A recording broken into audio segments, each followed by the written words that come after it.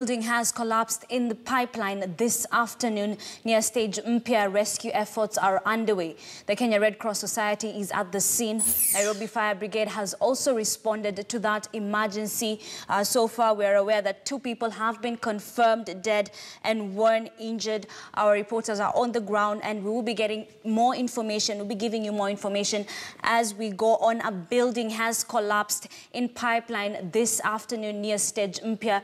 Rescue efforts are underway. The Kenya Red Cross Society is at the scene. Nairobi Fire Brigade has also responded to that emergency. Now we can see in our pictures on a screen the fire brigade there. We also saw earlier on that rescue missions are also going on. Our reporter Patrick Omimo told us that 2 people have been confirmed dead and 1 injured. A building has collapsed in a pipeline this afternoon near stage Mpya. The Kenya Red Cross Society is at the scene. Nairobi Fire Brigade has also responded to that emergency. We shall be giving you more details in the course of this bulletin.